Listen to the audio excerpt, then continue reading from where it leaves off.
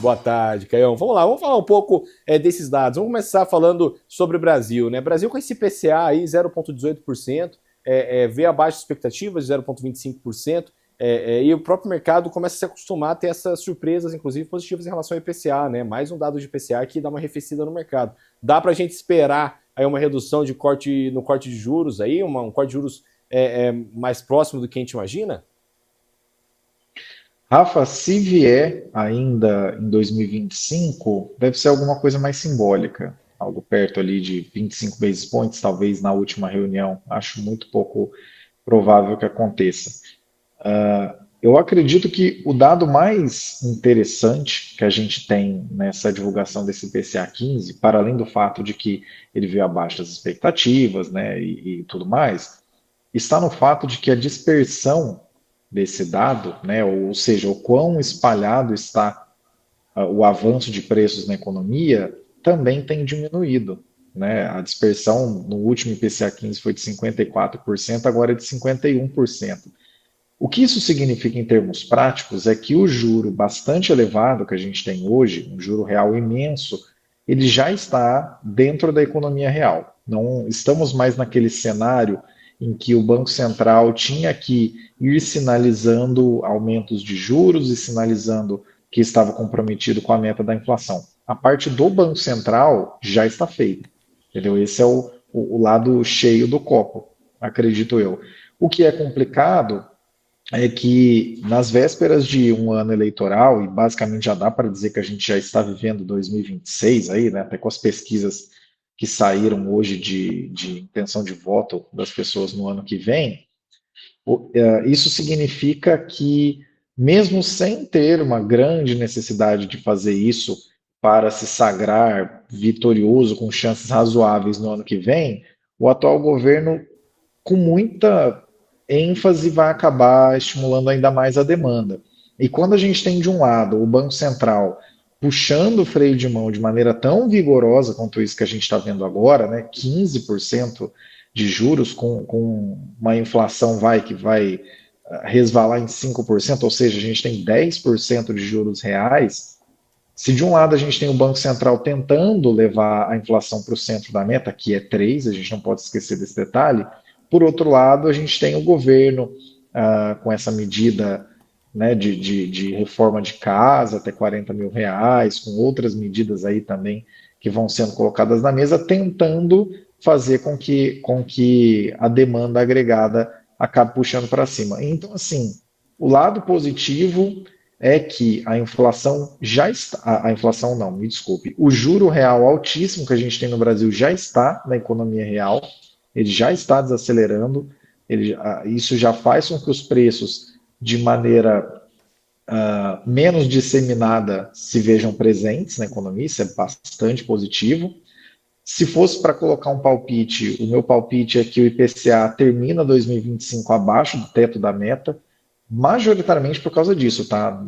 Qualquer instância de equipe econômica do atual governo que disser que foi por alguma atuação governamental, você pode simplesmente ignorar, porque no final das contas quem mais fez esse esforço foi o próprio Banco Central.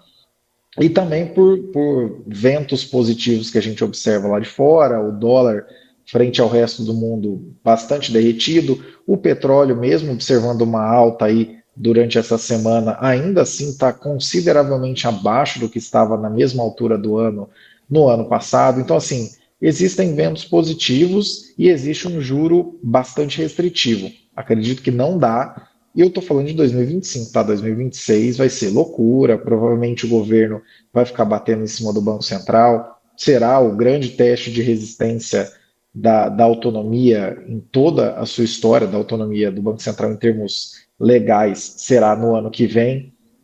Mas para 2025, se a gente talvez não possa ter ainda no radar alguma diminuição da Selic, e se tiver 25 basis points na última reunião e olhe lá, a inflação deve terminar abaixo do teto de 4,5. Mas isso é só uma previsão também, né? A gente nunca pode deixar de levar em consideração o quanto o governo se esforça na direção inflacionista da situação. Exatamente, né?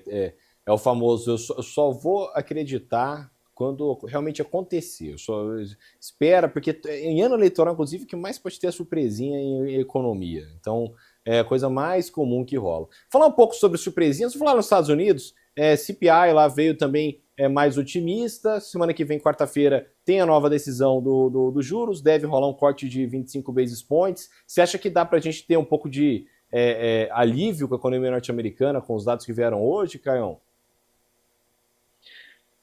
Tudo tem aquela velha história do lado positivo e do lado negativo.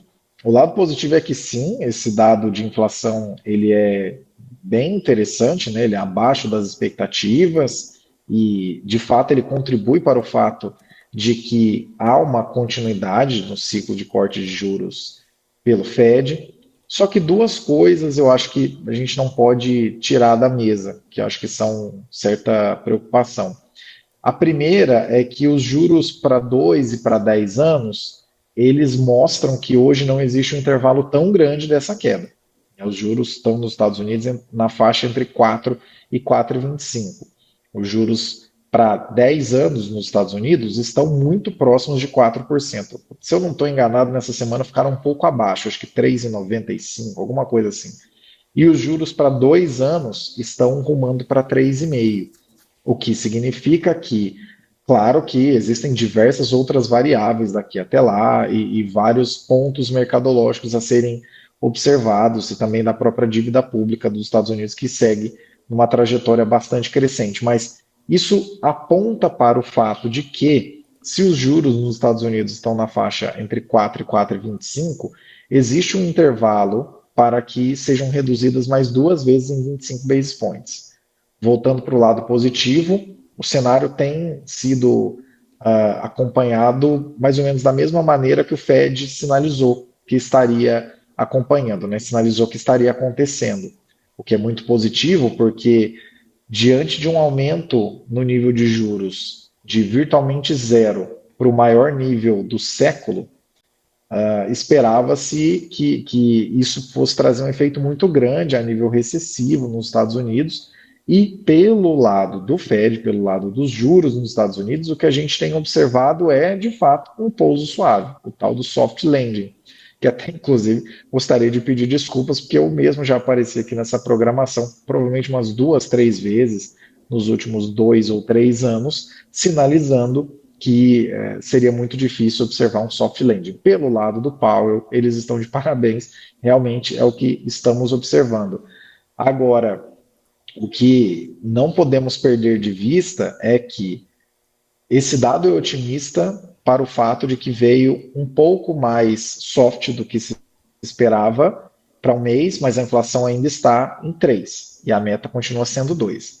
E um outro ponto que aí sim, né, recentemente muito tem sido questionado sobre a economia americana estar em shutdown e que tipo de efeitos poderia trazer. Pelo que consta, parece que próximas divulgações de inflação talvez sejam adiadas. E aí que mora o perigo, porque diante de um cenário em que há um esforço muito grande, muito vocalizado, né, pela equipe toda do Trump, não só o próprio Trump, na economia, na saúde, em basicamente todas as áreas, de colocar mais o viés de curto prazo, por assim dizer, do que necessariamente a lógica, não estou afirmando categoricamente que isso vai acontecer, mas é possível, não podemos tirar da mesa a possibilidade de que, se esse shutdown se estique por muito tempo, quando os dados de inflação voltarem, eles não voltarem de maneira tão confiável quanto eles eram até o presente momento. E isso quem diz não sou só eu. A Bloomberg, por exemplo, levanta esse tipo de desconfiança quando eles elencaram recentemente que cerca de 40% do levantamento de preços que é feito atualmente para compor o CPI, ele tem informações que, vamos dizer assim, como foi elencado por eles, pode ser alvo de desconfiança, por assim dizer. Entendeu? Não está dizendo que a informação é falsa, mas está dizendo que a informação pode ser motivo de desconfiança.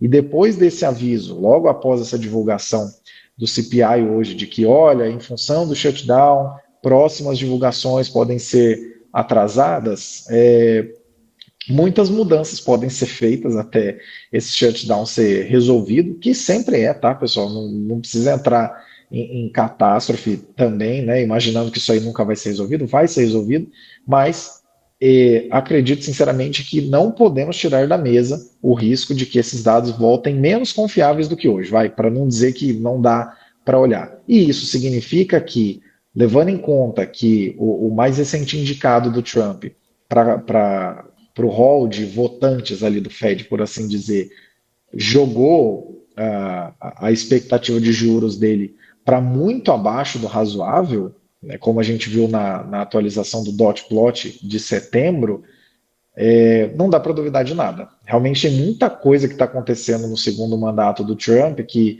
todo mundo falou, vai ser que nem no primeiro mandato, alguém vai segurar ele e não vão acontecer absurdos e estão acontecendo. Não dá para duvidar que isso aconteça também a nível de tomada de decisão sobre juros e nem tomada de decisão sobre inflação. Não estou dizendo que vai acontecer, mas estou dizendo para vocês que vale a gente ficar de olho porque tem uma chance não desprezível de acontecer. Exatamente, né? Tem essa chance de acontecer e a gente tem que ficar de olho porque o Trump é essa caixinha de surpresas. Nesses 2 minutinhos que faltam, Caioba, fala um pouco pra gente sobre a reunião entre Lula e Trump de domingo em Kuala Lumpur. Dá pra gente ter expectativa de resolverem aí apaziguar essa questão toda do tarifaço, a gente poder amanhecer na segunda-feira com uma economia bem previsível aqui no mercado brasileiro? Eu vou falar uma coisa que provavelmente vai assustar algumas pessoas e talvez façam outras darem risada.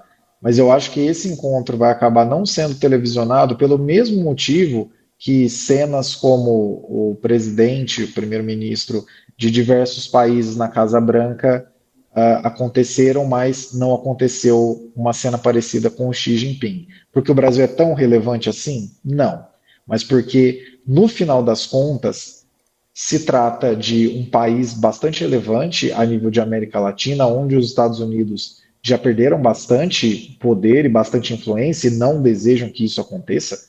Haja vista toda essa pataquada que está acontecendo aí com a Argentina, era 20 bilhões, vai virar 40 bilhões e o câmbio não deixa de derreter mesmo assim, mas enfim.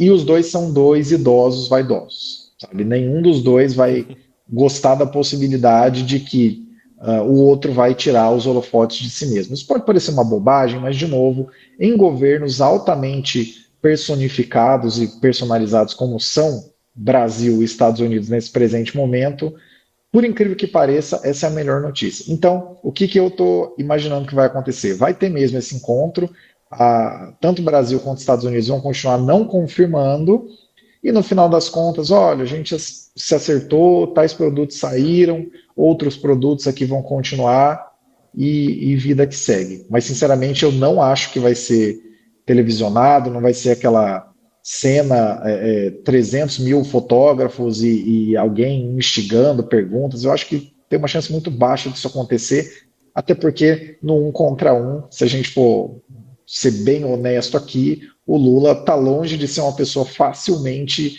derrotada, se a gente for ser bastante honesto aqui.